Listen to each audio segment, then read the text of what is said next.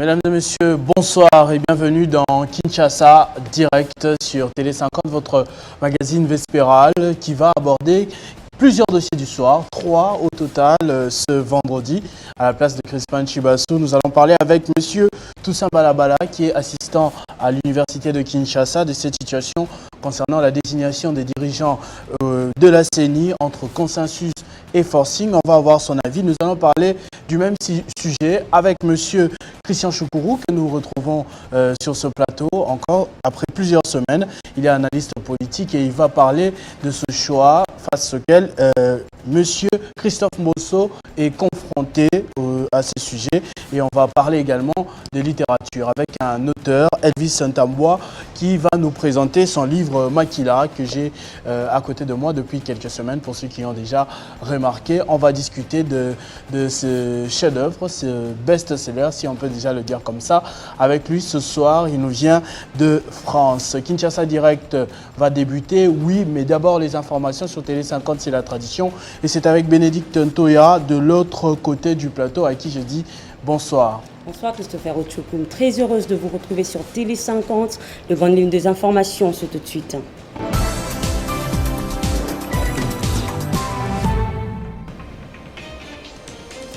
Le chef de l'État et président en exercice de l'Union africaine et la chancelière allemande ont eu un tête-à-tête ce vendredi à Berlin dans le cadre du sommet Compact with Africa. Les échanges entre Félix Tshisekedi et Angela Merkel ont essentiellement porté sur des sujets d'intérêt commun.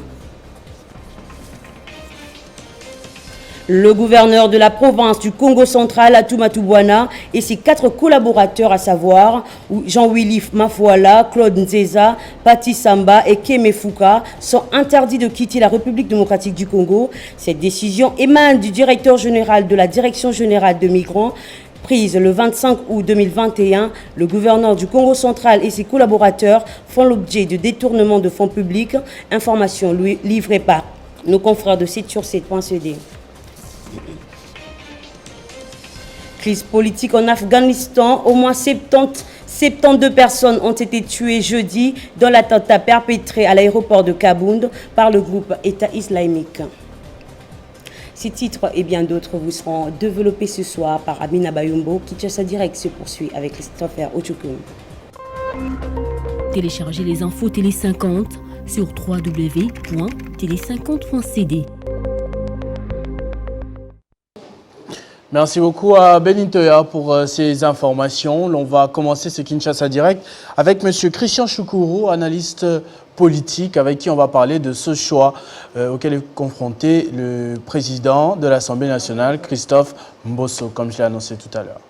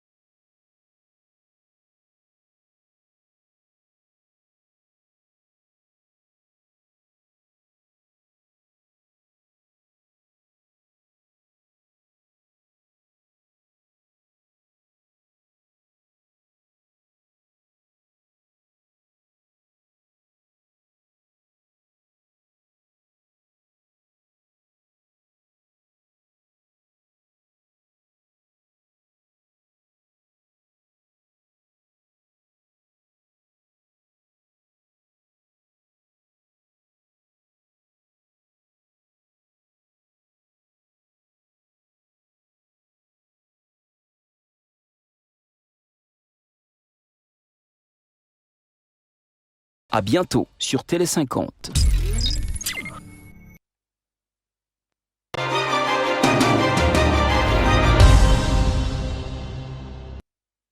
Voilà, de retour sur ce plateau, comme j'ai dit tout à l'heure, avec monsieur Christian Choukourou, analyste politique.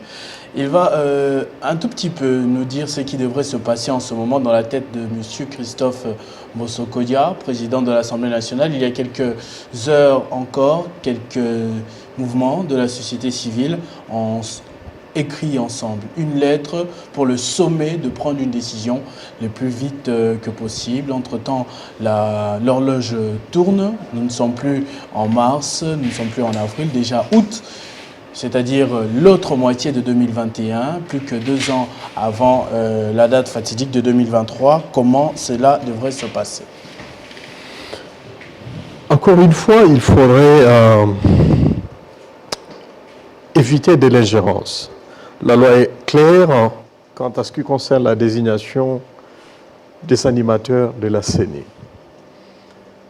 De la même manière que dont l'on a procédé pour l'actuel bureau de Corneille Nangaa, des tristes, que moi j'appelle des tristes mémoires, parce que tout le monde regrette sa présence, en tout cas à ces prestigieux bureaux de la CENI. La loi est très claire là-dessus, la loi électorale, parce que c'est cette loi qui fixe les règles du jeu quant à l'organisation des élections, qu'elles soient présidentielles, législatives et bien d'autres. Et donc, on ne peut pas aller en dehors justement de ce cadre juridique par excellence. Il est clair que ce sont les confessions religieuses qui devraient donc choisir les nouveaux présidents de la CENI. Et en l'occurrence, les confessions religieuses, 6 de ces confessions religieuses sur 8 ont désigné celui qui devrait présider à la destinée du bureau de la CENI. Malheureusement, on sent qu'il y a de manipulation ici et là. Vous savez, chers journalistes, manipulation, vous le dites même maintenant, si il s'est passé exactement la même chose l'année passée avec M. Ronsard Malonda, mais la décision n'est pas passée. Il y avait bien 6 confessions religieuses pour Ronsard Malonda et 2 contre. Ronsard Malonda n'est jamais devenu président de la CENI.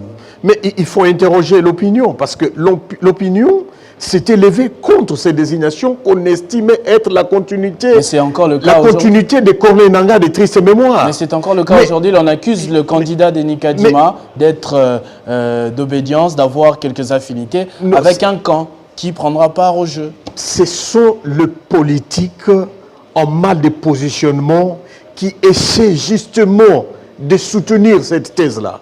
Si l'opinion est contre Kadima, qu'elle marche aussi, que cette opinion marche pour que le président de la République refuse d'entériner la désignation de Kadima. Mais aujourd'hui, l'opinion n'a pas... Il suffit d'une marche. Mais pour vous, l'opinion, c'est la rue. Si pour refuser Malonda, l'opinion a dit non, que l'opinion aussi dise non pour Kadima. Mais ce que moi je pense, même si on cherche ce qu'on appelle... Il y a quand même les militants de la Mouka qui marchent aussi devant le palais du peuple pour dire non. Ce n'est pas la Mouka. Ce ne sont pas des sous-hommes. C'est la Mouka et El Fayoulou ou Essidé. Ce sont des Congolais. D'abord, il faut se poser une question. Ils ont combien de députés? Parce que cette question, elle devrait être traitée au niveau de l'Assemblée nationale. La loi électorale est l'émanation de l'Assemblée nationale, des députés nationaux. C'est une loi qui a été débattue au niveau de l'Assemblée nationale. Et l'Assemblée plénière, en ce compris les députés de M. Martin Fayoulou, étaient dans la salle. Ils pouvaient donc influencer dans un sens comme dans un autre pour, par exemple, parce que moi j'étais partant, pour qu'on obtienne notamment les réformes en ce qui concerne l'Assemblée plénière pour qu'il y ait équilibre entre les forces en présence, à savoir l'opposition, la majorité et la société civile. Il fallait qu'il y ait équilibre, par exemple, à ces niveaux.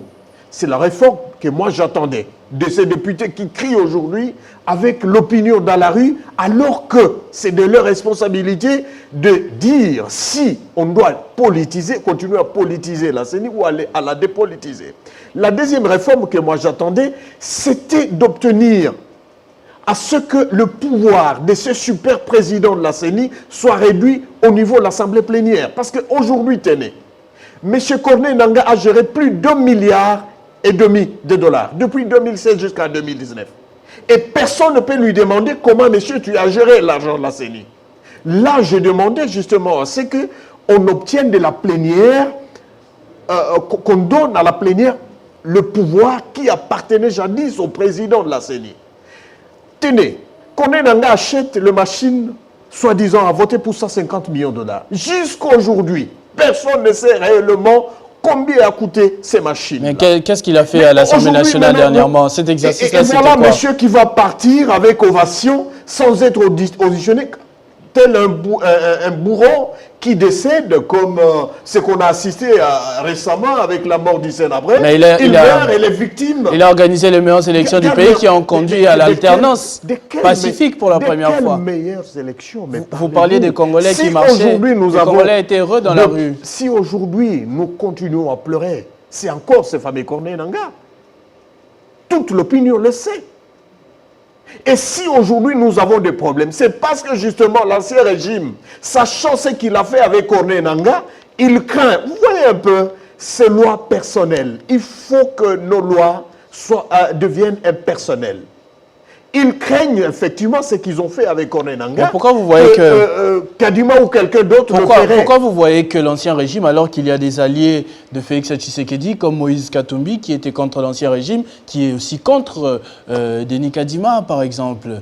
Il y a Moïse Katumbi, il y a Martin Fayulu, ils ne sont pas de l'ancien régime, eux. Mais qu'ont-ils proposé à la place? Bon, ils veulent.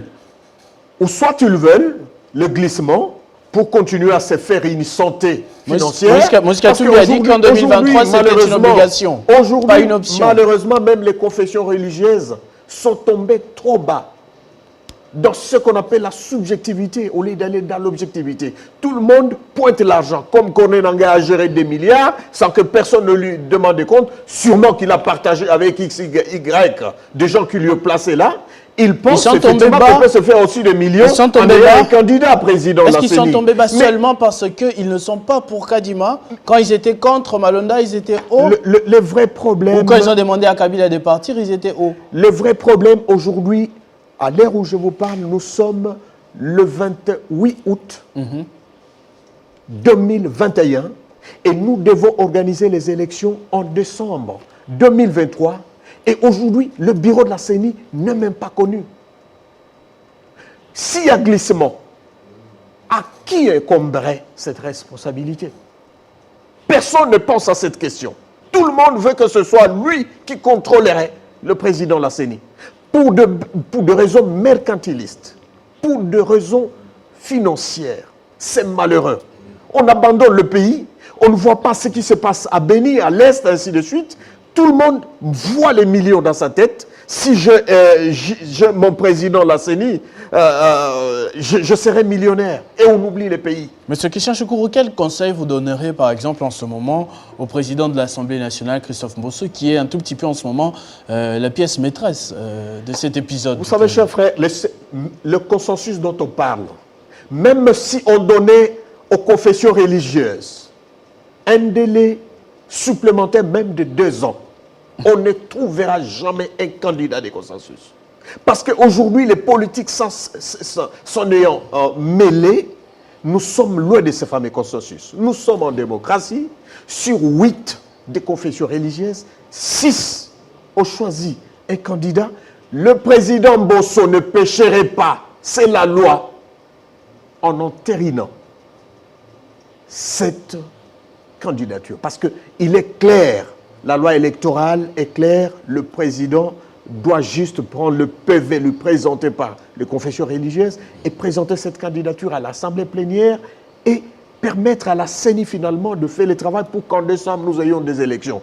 Nous n'avons pas besoin de glissements pour nous amener à des aventures, une messe de mercantilistes qui sont habitués à se retrouver quand il y a chaos, quand il y a péril dans la demeure, pour aller discuter poste, au lieu de discuter le problème de ces messieurs, ces papas, cette maman, ou ses petits frères, ou ses petites sœurs qui sont en train de tuer à Djougou, à Mahagi à ce moment, ou à Béni à ce moment, parce que... Christian Choukou, vous êtes analyste politique. Les problèmes du pays, vous les citez nommément, les uns après les autres, on voit que vous les maîtrisez. Ce sera probablement ma dernière question. J'aimerais que vous citiez également nommément À qui profitera glissement s'il y a en 2023? Les glissements profiteraient à ces personnes en mal de positionnement qui ont peur des élections. Parce qu'il y en a. Ils savent que s'il y a élection aujourd'hui, ils n'ont qu'un discours à tenir devant les souverains. Il y a élections et primaires. bonnes élections. Mais, Des bonnes élections. Les bonnes élections, Pas on une peut élection les avec avoir. un président. On peut les avoir, mais il faut avoir un discours du candidat envers les électeurs. Il y en a de ces candidats qui n'ont pas de discours et à la place, au lieu qu'on aille aux élections, ils veulent créer le chaos pour qu'on arrive à une situation de fait pour finalement qu'on aille à ceux qui sont habitués au dialogue interminable pour pas discuter le développement du pays, mais discuter des postes. Merci beaucoup, monsieur. Depuis 60, nous avons vécu cette affaire. Il faut Il est temps que ça cesse. un point final. Tout à fait. Merci beaucoup, monsieur Christian Choukuro, analyste politique. En tout cas, vous n'êtes pas allé par le dos de la cuillère. Votre conseil à monsieur Christophe Mbosso, j'espère qu'il a été entendu. Notamment, il faut passer à l'étape suivante. Pour vous, le consensus, il n'arrivera pas tout de suite. Il faut utiliser probablement la manière forte. Absolument. On va passer à notre deuxième invité. Il s'agit de monsieur Toussaint Balabala. Il est assistant à l'université de Kinshasa. Il va aussi nous donner son avis, toujours autour du même sujet pratiquement. Pour détruire là, on est déterminé à partir d'aujourd'hui. Pour la Nabato, nous sommes détruire partout. Ma membre G24 est partout, la police, ma service de renseignement, tout, on est ensemble et déterminés pour éradiquer ces phénomènes. Moi, je suis donc là, on est déterminé à aller plus loin. Vous avez l'autorisation. Partout, vous allez trouver où on vend la drogue. Ma service, nous sommes beaucoup au courant. Pour éradiquer, G24 à lobby, Jeanne Tika Bombe et Kobe Bisayo.